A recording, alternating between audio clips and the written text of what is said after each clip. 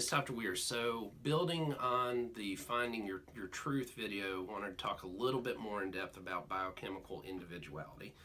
And some of the science behind this now is regarding what are called single nucleotide polymorphisms, and they abbreviate that SNP or SNP. Basically, every single biochemical step in the human body and in our chemistry is governed by enzymes and proteins. Those are coded for by our DNA. The DNA is essentially the blueprint for making the protein. That's going to determine the structure of the protein, and the structure is going to determine how well that particular thing does its job.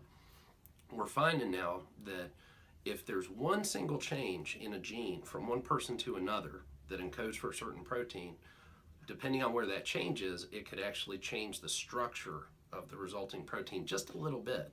So it's not that it's going to be incompatible with life or anything, that drastic, but there's going to be a subtle difference in how that works, and that's going to dictate a subtle difference in the biochemistry.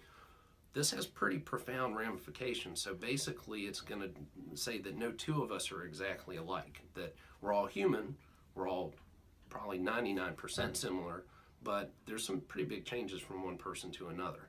This is going to dictate how that person's going to respond to certain foods, how they're going to respond to environmental triggers, their risk for disease, also their nutrient requirements.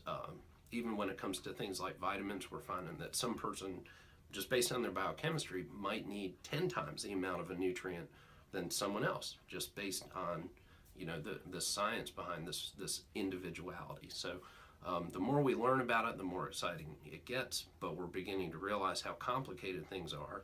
But this does explain the differences why certain people respond to different medicines, different diets, different nutrients in different ways. And there's ways that we can actually begin to look into this now. And it's pretty exciting, so stay tuned.